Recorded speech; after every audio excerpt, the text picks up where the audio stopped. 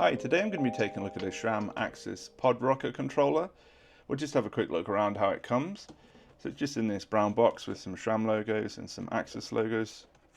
And then on the back it's got the specifics of it. So this is available in a few different versions. You can get it for both right and left, and then it's available as a full controller like I have here, or you can just get the paddle as an upgrade for the previous pod controller. Just open this up. You just got the usual SRAM paperwork which directs you to their website, and then you've got the controller itself. I'll just have a quick look around the controller just to see what it looks like. It's quite a bit larger than the previous design, so I'll show it in comparison with the Pod Ultimate. So this is the one with the removable buttons. They also do one with fixed buttons. It's basically the same size as this, but as you can see, the new one is slightly larger.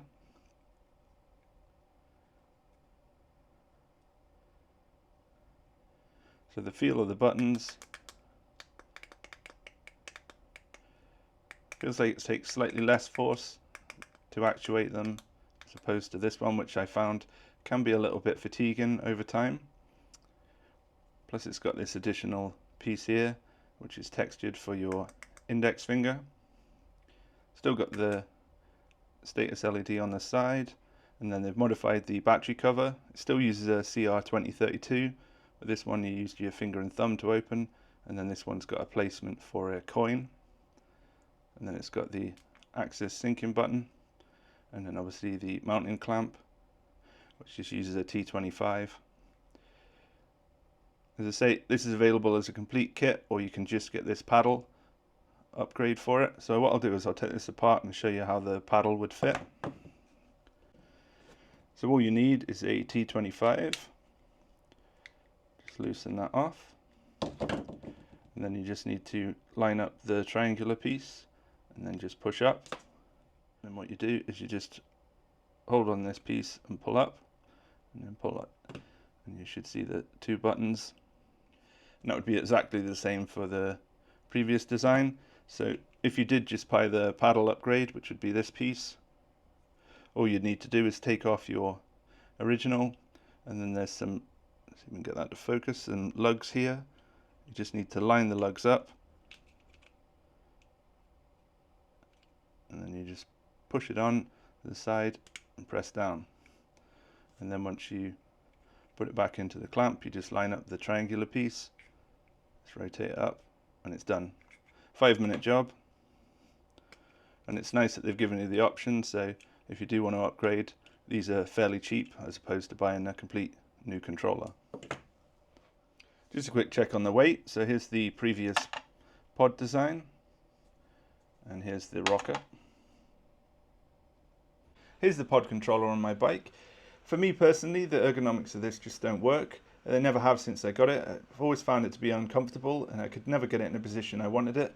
It's on a fixed mount of on my Hope Tech 4 brakes, but I have experimented using the mount that comes with it to move it into different positions, but none of them work for me. This is the best I could get, and this isn't great for long rides, so anything over 2 hours I'd get a lot of fatigue in my thumb. So for me it's just not worked out, hence the reason for changing it to the pod rocker. So let's get this swapped out. You're just going to need a T25. Should just give you the ability to rotate it. Should just pop out. This may interfere with the grip because it's quite a bit larger, so you may have to remove your grip. Should give me enough room now to squeeze this in.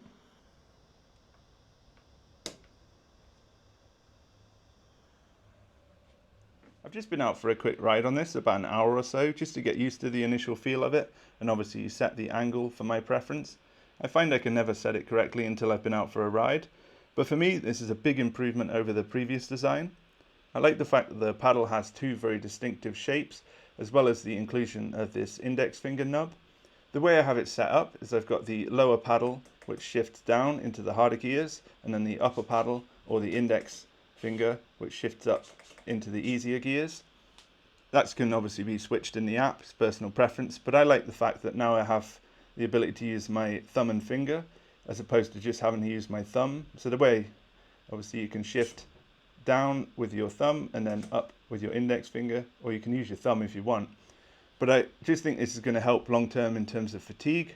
As I said, the previous design, I got a lot of fatigue when I was on long rides, particularly rides over 2 hours, where I'd get a lot of pressure in my thumb, and I assume that's just from the action of obviously having to extend and then push the buttons. Now the force that's required on this is, I wouldn't say it's significantly reduced, but it is reduced from the previous one, because obviously you've got a bit more leverage because of the size of the paddle.